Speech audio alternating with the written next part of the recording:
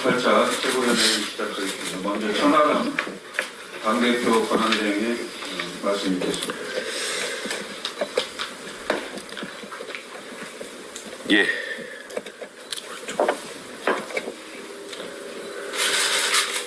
지난 금요일 법원이 개혁신당 당원 소환 투표 결과를 존중하는 판결을 내렸습니다. 저는 그 즉시 법원의 판단이 나온 만큼 당내 구성원 모두가 치유와 통합의 정신으로 개혁신당을 정상화하는 데 전념하자는 입장을 밝혔습니다. 다시 한번 강조합니다. 이제는 법원의 시간이 아니라 정치를 회복할 시간입니다. 법원의 판결은 외부적인 강제 제동일 뿐 이를 계기로 당내 구성원이 통합하고 당을 더 단단하고 건강하게 만드느냐 마느냐는 우리가 직접 풀어야 할 문제입니다. 천하람 권한대행 체제에서는 치유와 통합을 최우선으로 할 것이며 이에 반하는 새로운 갈등과 반목은 없어야 할 것입니다. 나라 안팎의 정세가 정말 엄혹합니다. 더 이상 당내 문제에 매몰되어 있을 여유가 없습니다. 이제는 앞으로 나아가야 할 때입니다. 헌재를 부정하고 부정선거에 열을 올리는 세력이 점점 그 세를 확장해가고 있고 트럼프 정부의 출범은 우리 앞에 수많은 숙제를 던져주고 있습니다. 아울러 이 혼란한 전국을 헤쳐나갈 대한민국의 새로운 리더십을 만들어내야 하는 중차대한 과제를 앞에 두고 있습니다. 우리 개혁신당의 과제 어깨가 정말 무겁습니다. 대한민국 정치개혁과 미래세대의 희망을 만들기 위한 공당으로서 책무에 더욱 전념할 것을 당부드리며 그 일에 저부터 앞장설 것을 약속드립니다.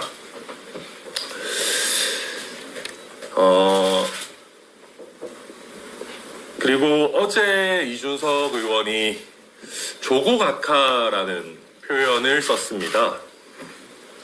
남의 잘못을 지적하기 전에 자신의 잘못을 돌아봐야 된다라는 의미일 겁니다.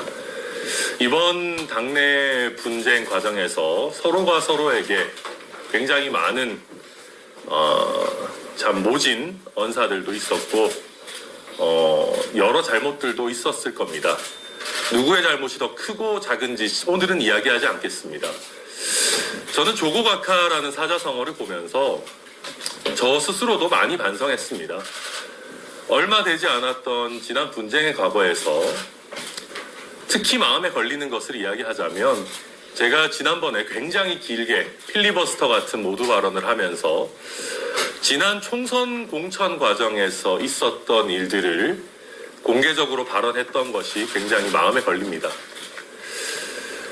이제 와서 생각해보면 아무리 당내 갈등이 있더라도 정치적 동지관계에서 있었던 일을 발설하는 것은 하지 않았어야 하는 것 아닌가 반성이 됩니다. 물론 그것이 정말 비상계엄 같은 정말 국민의 공익에 직접적으로 필요한 일이고 국민의 알 권리가 훨씬 더 중요한 일이라면 당연히 국민들께 밝혀야 되겠죠. 그렇지만 그것이 아니라 당내 어쨌든 분쟁 과정에서 정치적 동지관계에서 있었던 일을 이야기한 것은 제 스스로도 옳지 않은 일이었다라는 생각을 합니다. 그 점에 한해서는 저는 허은하 전 대표께 죄송하다라는 사과의 말씀을 전하고 싶습니다. 사실 저희 개혁신당이 각자 있었던 곳은 다를지 모르지만 대체로 그 안에서 비주류 소신파를 했던 사람들이 모여있는 정당입니다. 어쩌면 압도적인 주류를 해본 경험은 우리 개혁신당에 있는 사람들에게 많지 않습니다. 저도 주류를 해본 경험은 단 한 번도 없습니다.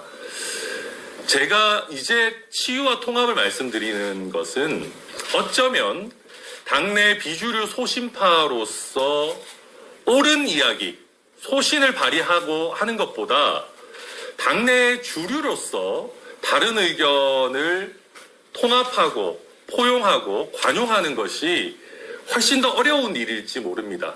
그리고 그런 통합과 포용에 완벽하게 실패하고 있는 국민의힘과 더불어민주당에 비해서 우리 개혁신당이 정말 다르구나라고 하는 점을 국민들께 보여줄 수 있는 좋은 한 분야이기도 합니다. 그래서 저는 우리 개혁신당 지지자 당원분들과 우리 개혁신당의 모든 구성원분들께 좀 부탁드리고 싶습니다. 물론 도를 넘었다고 생각되는 일들이 너무 많고 서로 감정이 상하고 감정 수준이 아니라 법적으로 정치적으로 서로 정말로 상처되는 일들이 굉장히 많이 있어 왔고 또 있는 것도 사실입니다. 그렇지만 쉽게 통합하고 포용할 수 있는 일이라면 그것은 감동이 없겠죠. 저는 그래서 정말 못마땅하고 왜 우리가 이런 부당한 공격을 받아야 되냐 할 때들도 있으시겠지만은 그것도 가능하다면 최대한 포용하고 통합하는 것이 저는 천하람 권한대행 체제의 하나의 책임이자 성과가 됐으면 좋겠습니다. 돌이켜보면 저도 타당에 비주류 할 때 늘 주류가 보기에 예쁜 소리만 했겠습니까? 말이 좀 길어졌습니다만은 저는 진심으로 부탁드리고 그리고 허은하 대표 체제에서 저희와 어떤 의미에서 대립하면서 활동했던 분들도 최대한 저희가 통합하고 관용해서 함께 당을 해나갈 수 있도록 노력하겠다라는 말씀 마지막으로 드리겠습니다. 이상입니다. 다음 이기인 최고위원 받아주겠습니다. 예, 이기인입니다. 허은하 대표가 말했었던 당원 소환제의 절차적 정당성은 충분히 갖췄다는 것이 법원의 결정으로 입증이 되었습니다. 옆에 계신 우리 이주영 정책위 의장님의 해임도 위법하다는 결정입니다. 이제 승복만이 남아있는 것 같습니다. 그간 고발을 남발했었던 인사들이 당원들 앞에 정중하게 사과하고 또 법원의 결정에 승복하는 책임 있는 모습으로 개혁신당의 화합과 통합에 기여해 주시기를 수석 최고위원으로서 간곡하게 부탁드리겠습니다. 현안 사안 말씀드리겠습니다. MBC 고 오요 안나 씨의 사건이 엉뚱한 방향으로 흘러가고 있습니다. 정치권과 정부 모두 프리랜서의 고용 환경을 개선하는 데 힘을 쏟는 모양새입니다. 고용구조 최하위에 있는 을끼리의 전쟁을 막는 것, 그리고 유족의 요구대로 프리랜서의 열악한 노동 환경을 법과 제도적으로 보완하고 고쳐야 하는 것은 분명히 옳은 일일 겁니다. 그러나 그것이 이 사건의 본질은 아닙니다. 고 오요한나 씨가 정말 비정규직 제도의 부실함 때문에 극단적인 선택을 했겠습니까? 아닙니다. 제도가 통용되지 않는 직장 내의 괴롭힘, 그리고 생전 작동하지 않았던 구제 요청, 무엇보다 정권을 마주보고 불의에 저항하기 위해서 가장 날카로운 보도를 이어갔었던 공영방송이 자신들의 문제와 허물을 덮는 심각한 위선에 있습니다. 스스로에게 투명하고 엄격하지 못한 공영방송의 보도들이 시청자들에게 가다알리는 만무합니다. MBC는 사건 발생 반년이 지나고 나서야 조사위를 구성한다고 합니다. 차라리 엎드려서 절을 받겠습니다. 사람이 죽었는데 진상조사도 안 하고 유족이 요청할 때 하겠다는 수동적인 조사위는 무엇하러 운운한단 말입니까? 그리고 공영방송 직접 이해관계 당사자인 조사위가 공정하게 조사할 수 있겠습니까? 차라리 고양이에게 생선을 맡깁시다. 선택적 정의 시전하는 민주당도 문제입니다. 뉴진스 한이는 인사를 안 받아줬다고 국감까지 부르더니만 극단적인 괴롭힘에 세상을 떠난 고 오유한나는 청문회 패싱이라니요. 정말 지독한 내로남불이 아닐 수 없습니다. 선배가 하급자를 근태 관리하는 괴롭힘, 노동의 외주화 등등 고쳐야 할 게 산더미이지만 이 사건을 공개하지 않으려는 공영방송에 대한 정치권 공통의 성명과 비판이 우선이어야 합니다. 부디 공영방송 MBC는 마지못해 조사하는 허울뿐인 조사위가 아니라 외부의 노동청의 직권조사 등 이해관계가 없는 외부의 조사를 통해서 사건을 투명하고 공정하게 다루기를 바랍니다. 그래서 고 오요한나 씨의 진상을 규명하고 제2, 제3의 반복을 막기를 촉구합니다. 이상입니다. 전성균 최고위원 드리겠습니다. 네, 전성균입니다. 어제 권영세 국민의힘 비대위원장이 국민의힘 4선 이상 주인들과 함께 회동을 했습니다. 언론에 따르면 이 자리에서 탄핵 권한을 문제 삼으며 개헌을 이야기했다고 합니다. 대통령들의 불행을 막기 위해서가 이유였습니다. 어이가 없습니다. 누가 불행을 이야기했습니까? 대한민국 탄핵 국면에서 누가 불행했습니까?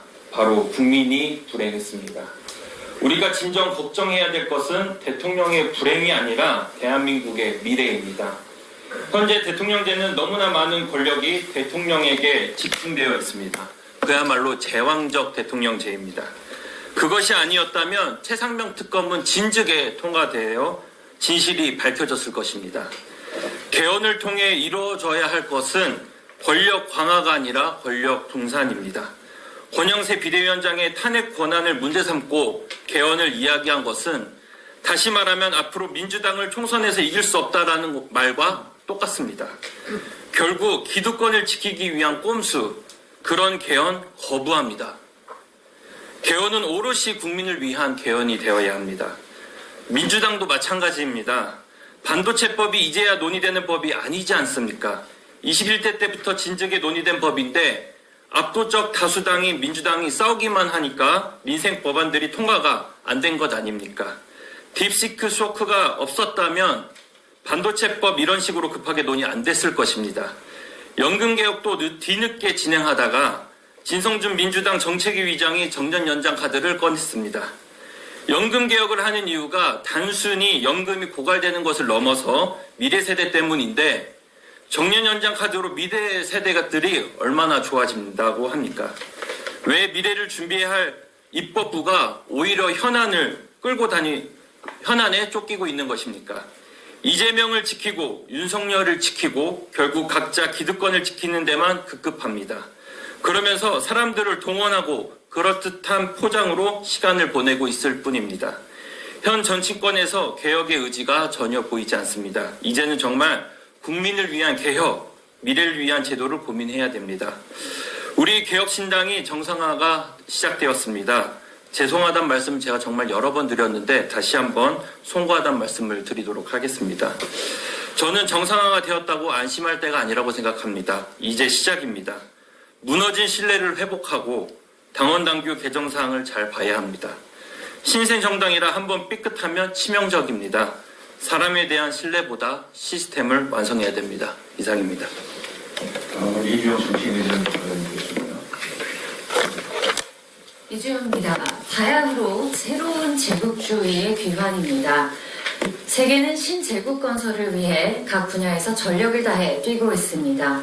자원과 자본, 인력과 기술은 물론 군사력과 외교까지 총동원된 각국의 노력은 전쟁이라는 말로도 부족한 것이 작금의 현실입니다. 지난 1월 라스베이거스에서 열린 CES 2025에서는 인공지능과 반도체를 잇는 미래기술로 양자 컴퓨터를 뽑은 적이 있습니다. 아직 상용화의 수준이나 시점에 대해서는 더 지켜봐야겠습니다만 우리가 눈여겨보아야 할 것은 점점 단일한 국가 혹은 단일한 기업이 선점하게 되는 핵심 기술이 AI, 국방, 신약개발, 우주항공 등 국경을 넘은 다양한 산업에 매우 입체적이고도 중대한 영향을 미쳐 단 하나의 패권자가 장악할지 모를 미래를 대비해야 한다는 점입니다. 이러한 미증유의 시대에 우리는 우리가 무엇을 가졌고 무엇을 가지지 못했는지를 냉정하게 평가해야 합니다. 선두 경쟁이 가속되고 있는 AI 시장은 기술은 물론 언어와 전력이라는 거대한 벽이 만만치 않음을 우리는 냉정히 인정해야 합니다. 철강 자동차에서 반도체로 이어지는 기성의 기술만으로는 대한민국을 안전하게 지킬 수 없습니다. 당장 트럼프 행정부는 철강에 대한 25%의 관세 정책을 발표했습니다. 그러니 우리는 준비해야 합니다. 기술 집약적이어서 후발 국가들이 함부로 진입하기 어렵고 우리나라의 점유율이 이미 상당하며 향후 하나의 블록버스터급 아이템으로도 세계의 판도를 바꾸고 우리나라를 먹여 살릴 기술. 2025년의 대한민국에는 신약 개발과 디지털 헬스케어의 혁신이 가장 가깝고 가장 빠르게 손에 잡히는 미래의 먹거리입니다. 새로운 개념의 신약과 디지털 헬스케어는 인류의 신체와 건강, 노화에 대한 개념 총체를 변화시키고 있습니다. 그렇기에 세계의 바이오 시장의 규모는 자동차와 반도체를 합친 것보다도 더 크고 그 중요도는 아마 그 규모의 차이보다도 더 클 겁니다.